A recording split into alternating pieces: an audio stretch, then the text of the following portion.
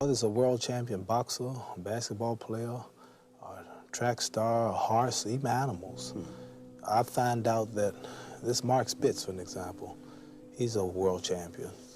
But what made him the world champion was that he seemed to, at the right time when the pressure's down, at the last few yards, he can get that lead, or he's got enough left to make it. I fought Ken Norton, my last fight. The fight was even up until the last round, but I had something that he didn't have, although I'm much older, and that was the last-minute kick.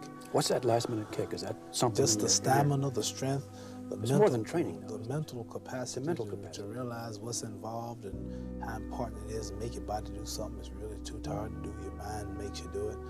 Mark Spitz, this Olympic track star I was mentioning, he wasn't that much greater than all the people in the world, but sometimes he won by just that much.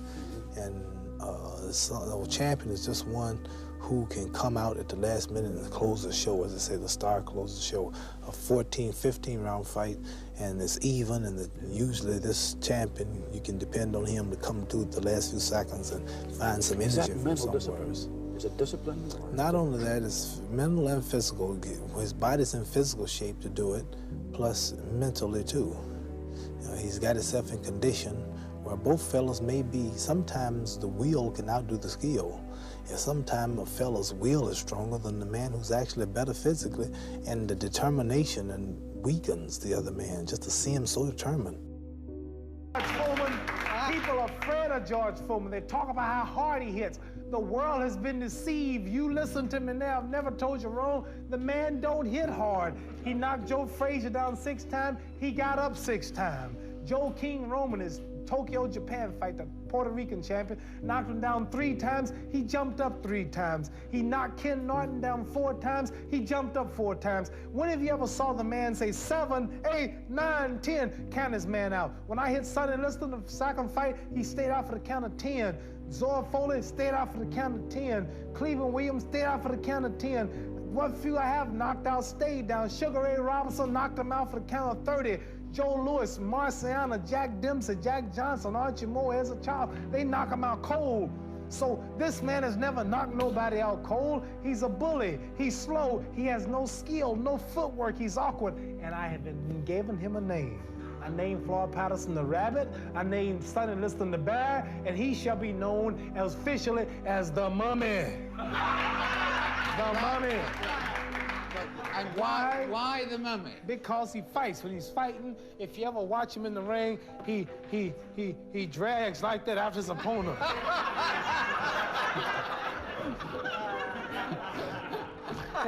And how's a mummy gonna catch me? When you're fighting a mummy, you just keep a step ahead of the mummy. See? Just move on the mummy. No, mummy, I'm over here. No, mummy, I'm over here. Yeah, no, you're moving too fast. The mummy don't move that fast. Do you ever get frightened before a fight? Do you ever get nerves before a fight? I'm nervous, but not frightened. I'm nervous because I have a great insight on, I just don't see the audience. Every camera, I see millions of people. Like the Frazier fight was watched by 1,000 million people, which is 5 times the population of everybody in the United States. Just a picture arena with 1 million people. I imagine you couldn't see them all. And just think about 100 million and 1,000 million. And all those people and everything, that makes me nervous. Just the idea of me just being a humble fellow from Kentucky, got lucky in sports, and now here's the house. The fight was piped in a place like Thailand to the government house in Arabia, and the government officials took time off to watch the fight. And just for 2 men boxing, attracting so many people of all races and nationalities. In Hawaii, I understand, they stopped, closed all the factories, and the people, they set televisions on every other street corner. People came out watching the fight on the streets, and every bar in America, every house, even traffic was still during that fight. In Madison Square Garden, 10,000 people couldn't get in, and just over 1 man, and just imagine all them people watching you, that makes me nervous until I get started. And then no nerves at all? No.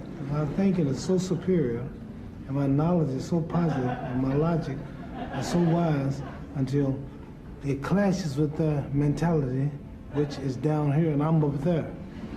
So by me being so high, I can see more and see farther than you. And you're looking up at me saying, Ali, don't do it. Don't do it. Ali, please stop me, it hurts. and you're on a job making 60 to 70 pounds a week, or whoever this guy is, never been out of the country, not known in his own neighborhood, Ali, don't do it. But I'm at such a high level until I don't think like you. I'm not like you. Now I say you, I mean the other person. But you know why they say that. I mean, it's for the best possible reasons, though. Their fear and their worry looks dangerous to them. That's but right. It's not really that dangerous to me. No problem. This will be the biggest upset since Sonny Liston. And I think it is befitting that I go out of boxing just like I came in, defeating a big, bad monster that nobody could destroy. A hard punch. I'm the underdog. If he hits me, I'm in trouble, like the Sonny Liston fight. But I came back and I shook the world and I got Liston. Now it's 10 years since Sonny Liston. I'm meeting another big, bad, strong monster, knockout artist that beats everybody. Sonny Liston knocked out Patterson twice, and I was supposed to fall, but he didn't knock me out because he could hit hard, but he couldn't find them to hit. George Foreman knocked out Ken Norton, knocked out Joe Frazier. True, I didn't knock him out, but I'm so fast, I'm so hard hit, I'm so scientific.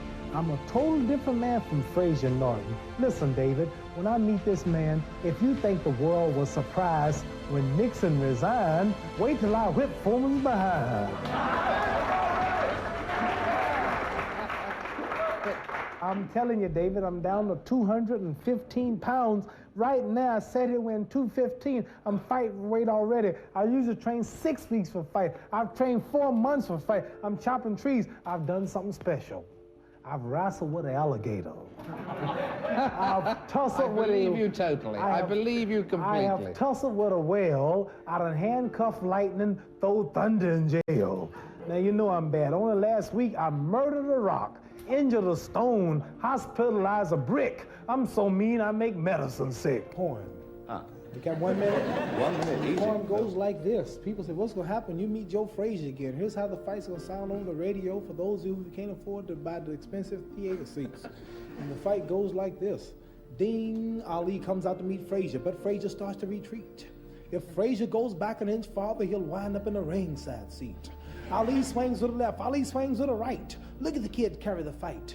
Frazier keeps backing, but there's not enough room. It's a matter of time. There Ali lowers the boom. Now Ali lands to the right. What a beautiful swing, and the punch lifts Frazier clean out of the ring.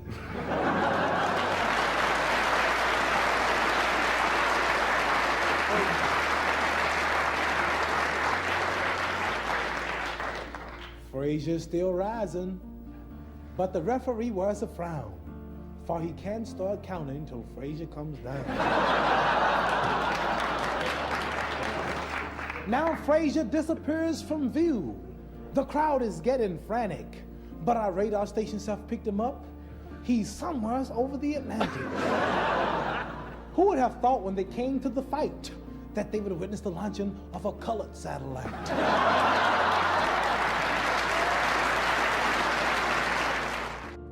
I don't pay no attention to what they say about me.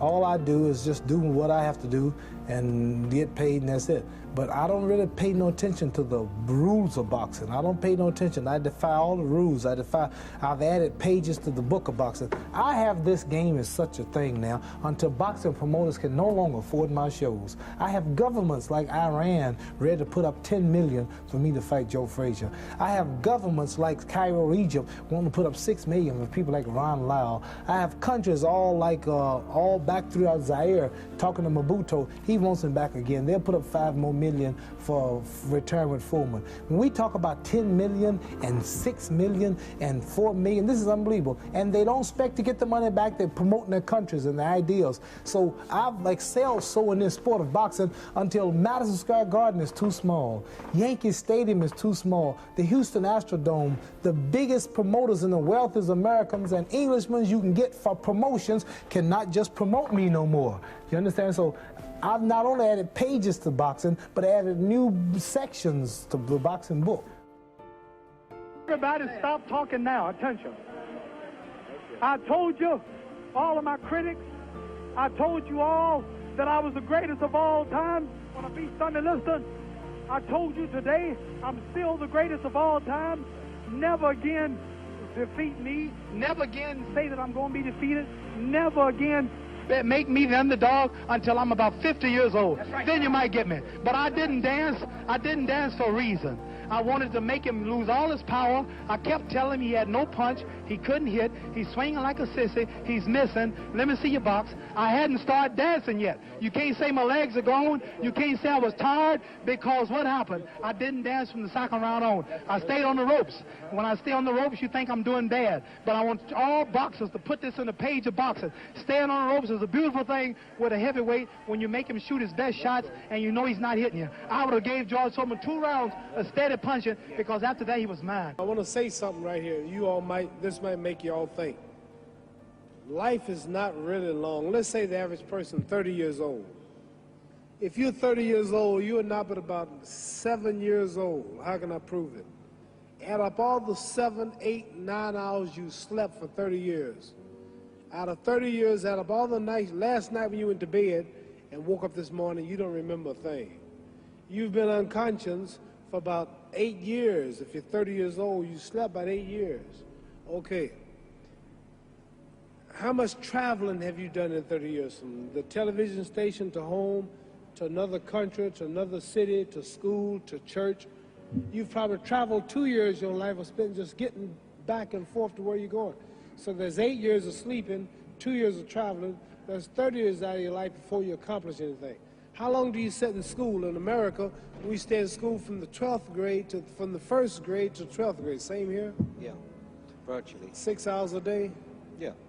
6 hours a day for 12 years, break it down, you sat in a classroom for 3 years without leaving. Okay, 2 years of traveling, 8 years of sleeping, 3 years of school. How many movies have you went to? How many wrestling matches? How much entertainment? How many movie theaters, live plays, baseball games? Probably 2 years of entertainment. So by the time a man, you older people know him, bear with us what I'm saying, by the time you have children, by the time you have made a way for your children, by the time you've paid for your home, you're pushing 60 years old. So life is real short. You know, I'm sure Henry will tell you, any fighter that knows what's happening, you really can't plan a fight when you're meeting a man you've never met before, right? You just have to get your tools ready. Here's a car stops on the highway. They call the AAA or whatever and say, my car's broke down. What it is, the lady, she don't know it's broke. Well, the man comes with all the tools, and he come equipped to handle whatever the problem is. An astronaut goes into space, and he pretends that something happens to the ship before he take off. He gets out and he works on it. He's not looking for something to happen, but it might happen. So I just had everything ready. Now, after the first round, being here with a top professional, a man so great, had so many knockouts, never been defeated, never been even scratched, I didn't know really how good he was. So I had to come in, actually a little nervous, and with everything ready. After one round of dancing, I found out that this would tire me out. So I would have to resort to ropes. I figured that out after the first round. So I said, I'm going to go to these ropes, and I'm going to let this man throw everything he can. Let him tire himself out. He might look like he's winning, and if he don't hurt me, I'm going to stay here. But if he should be as great as they say he is, if he hits as hard as they say he hit, when he hits you and breaks your arm, he knocked out Joe Frazier, I couldn't do it, knocked out Ken Norton. He was a big, bad giant before the fight, you remember. Now, you remember that, don't you? Yeah, I do. How bad he was? They don't say that now, but you remember he was a real bad cat the other day, right? Don't forget that. Now, after I found out he didn't have it, I stayed there. But if he had had what I thought he had or what they said he had, I'd have kept running, hoping I wouldn't get tired.